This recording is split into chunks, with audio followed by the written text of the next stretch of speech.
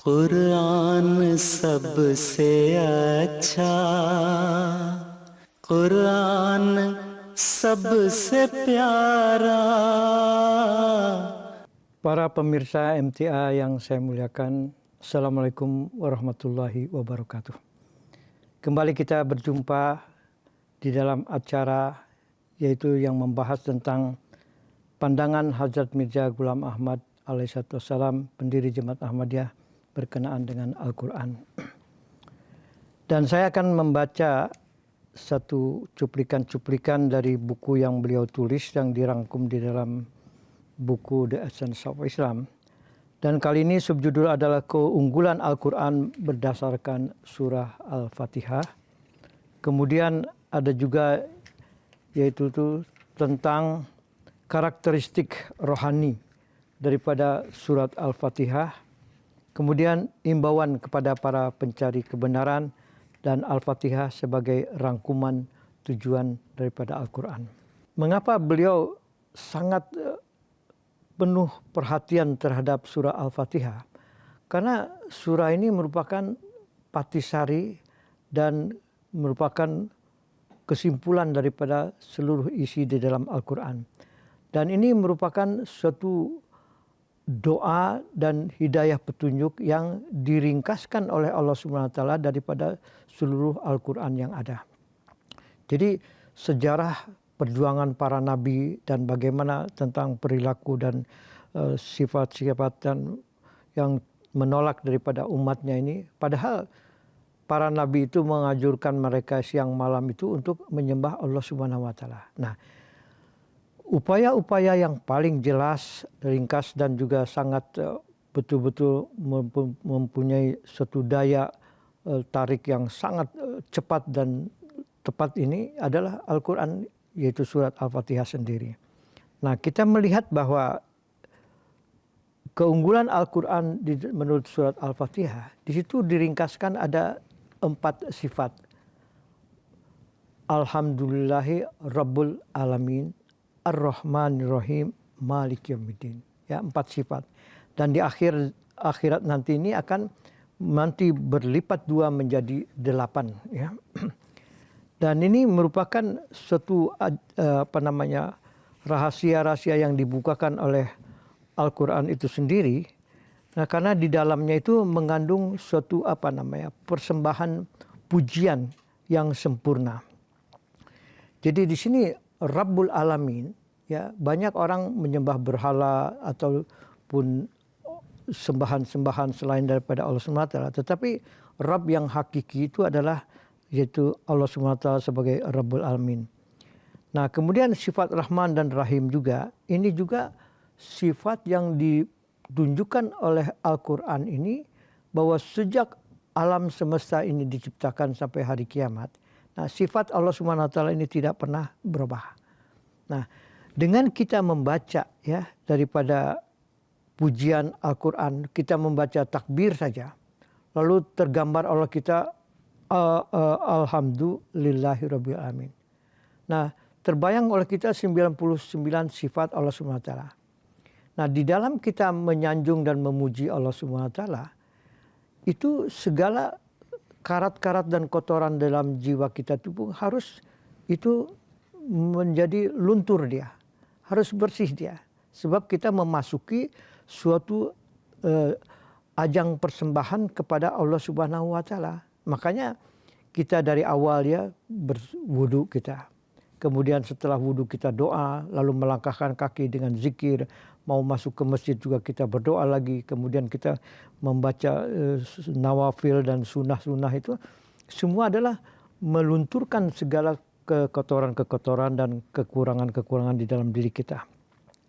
Nah, Malik Yaumiddin, kita membayangkan bahwa Allah SWT itu raja dari segala raja dan raja yang menguasai alam semesta ini. Nah, di dalam kita menyebut Maliki Yaumiddin, sekarang aku menyembah engkau, jadikanlah aku sebagai milikmu. Ya. Nah, jadi permohonan yang sangat merendah ini, engkau raja di raja, engkau segala penguasa, ya Allah hari ini jadikanlah aku sebagai hamba yang Engkau pilih dalam keridhaan-Mu. Nah, jadi ketika kita membaca Alhamdulillahirabbil alamin maliki yaumiddin, itu ada rasa kita gentar kepada Allah SWT dan rasa kagum. Baru setelah kita membaca Ar-Rahmanir-Rahim maliki yaumiddin, baru ada rasa gentar kita itu muncul, kita membaca Iyyaka na'budu wa iyyaka nasta'in. Ya. Jadi tidak ada yang bisa mendekatkan kita kepada Allah SWT yaitu dengan melalui ibadah. Nah, ketika kita menjalankan ibadah, Hadrat Masih Maud SAW menjelaskan juga bahwa kita sebagai makhluk Allah SWT jadi insan yang penuh dengan kecintaan. Kita jangan hanya mencintai Allah dan Rasul dan kitabnya saja serta agamanya. Tetapi kita harus mencintai kepada sesama.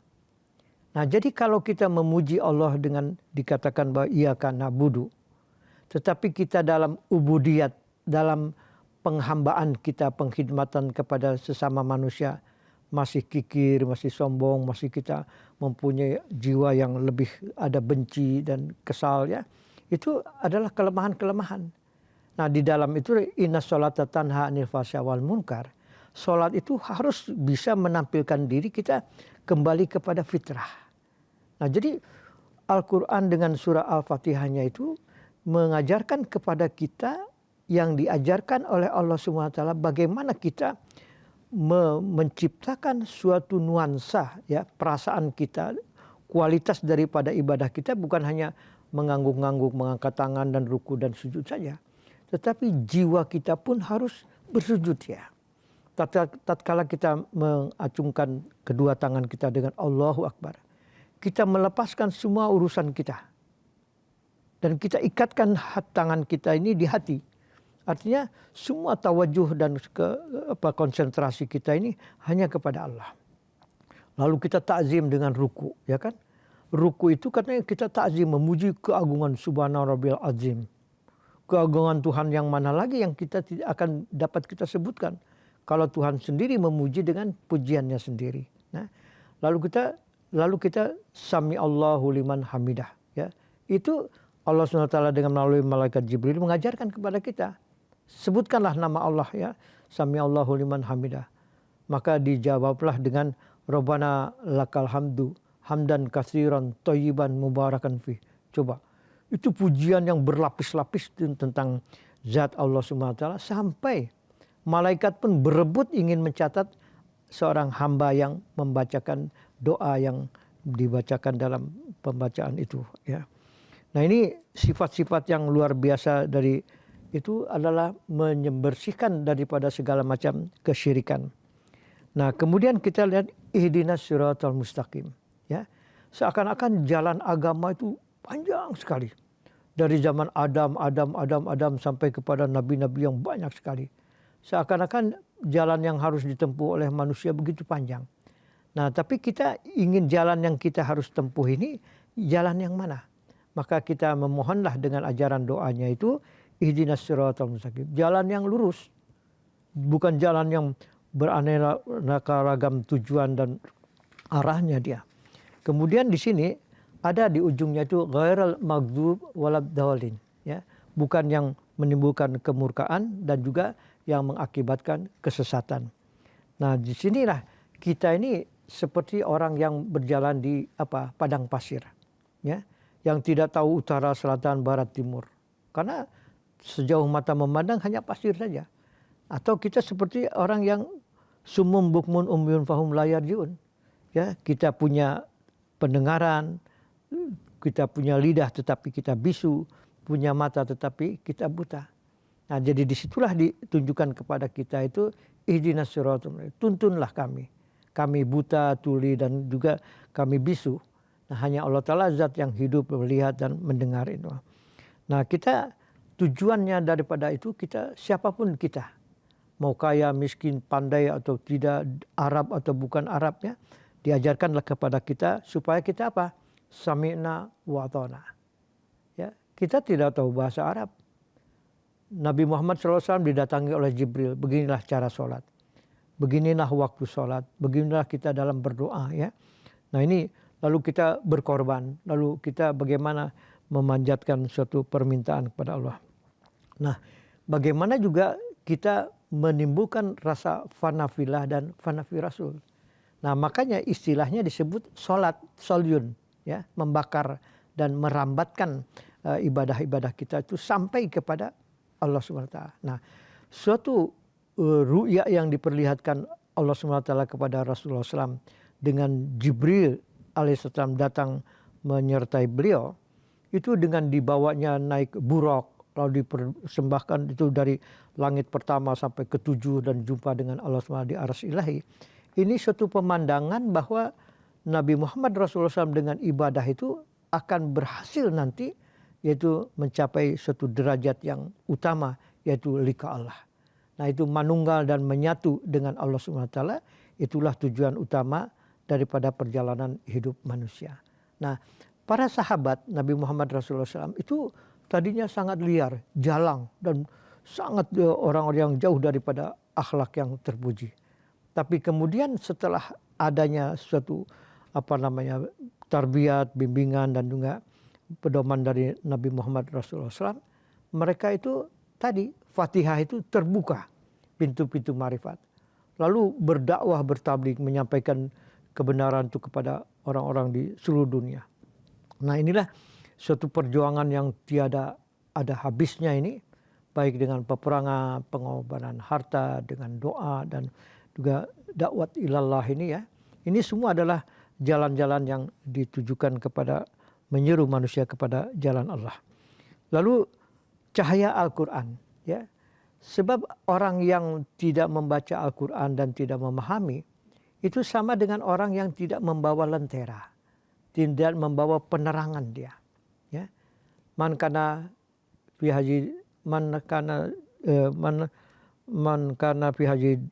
a'ma fahuwa fil akhirati a'ma.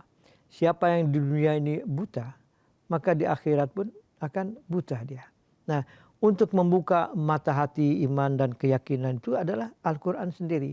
Ya, jadi dengan Al-Quran inilah yang akan menjadi suatu penerang dalam kehidupan kita dan seluruh umat manusia. Nah, itu yang terlahir itu adalah juga yaitu kecintaan terhadap sesama. Ya, Al-Quran itu bukan benda mati, bukan hanya tulisan yang harus kita baca saja, tetapi adalah menumbuhkan ya suatu keimanan yang terkadang iman itu mati atau menjadi dingin atau tidak hidup dia. Jadi dengan pengaruh-pengaruh daripada Al-Quran ini seperti ketika musim bunga datang. Ya, setelah musim dingin kan mati semua, pepohonan tertimbun dengan salju. Tapi ketika musim bunga itu datang, maka semua bunga-bunga akan muncul di situ. Nah, ini juga begitulah dengan Al-Quran datang di muka bumi ini, seakan-akan bumi yang mati itu menjadi hidup kembali. Keimanan yang diturunkan yaitu 124.000 nabi-nabi, ya, itu juga kaum-kaum yang mati itu kemudian dihidupkan kembali dengan Al-Quran. Alam dunia yang gelap, yang sesat itu, nah itu dia tulijul laila fin nahar wa tulijul nahara fil lail. Ya, jadi seakan-akan pergantian antara siang malam, kehidupan dan kematian, ini semua adalah suatu rotasi kehidupan yang ditunjukkan oleh Al-Quran ini dengan kedatangannya. Nah, jadi di sini betapa kita sangat beruntung kepada Hadrat Masih Maud Salam. Apa yang kata Rasulullah SAW, keimanan yang terbang ke bintang suraya. Ya, bukan iman orang Islam saja, tapi iman daripada umat manusia. Keimanan daripada umat seluruh pengikut-pengikut agama di dunia. Ya, mereka merasa diri beragama dan bertuhan gitu. Tetapi apa yang menjadi tolok ukur daripada Al-Quran, itulah Tuhan yang sebenarnya ini, itu jauh daripada yang mereka miliki itu. Nah, jadi Nabi Muhammad Rasulullah melakukan alakum fi Rasulullah uswatun hasanah. Jadi Nabi Muhammad Rasulullah SAW diutus sebagai suri toladan itu betul. Karena beliau dalam ibadah berhasil, dalam akhlakul karimah berhasil, lalu dalam beliau menerima wahyu-wahyu itu sampai tidak ada satupun kata yang hilang, yang terabaikan itu. Jadi semua ini bagaimana Nabi Muhammad Rasulullah sesuai dengan misi daripada Allah SWT itu tersempurnakan. Nah, jadi disitulah kita bersyukur kehadirat Allah SWT. Kemudian yang perlu kita lihatkan itu kedermawanan. Ya. Nah, ini kedermawanan, banyak orang yang kaya raya, pandai dan luar biasa, ya, menonjol dalam segi pujian terhadap dunia, pada dunianya. Namun kedermawanan Rasulullah SAW itu sampai Allah SWT dan para malaikat pun memuji. Dan kita sebagai pengikut Nabi Muhammad SAW dianjurkan, innallaha wa malaikatahu yusholluna ala nabi ya ayyuhalladzina amanu shollu alaihi wasallimu taslima. Nah, inilah satu satu akan mendapatkan suatu warisan, ya, semacam satu bagian daripada keberkatan pada Al-Quran, bahwa kita akan mendapatkan suatu pahala. Nah, pahala itulah ganjarannya itu adalah ada pada Allah Subhanahu wa taala, yaitu keridhoannya, ya.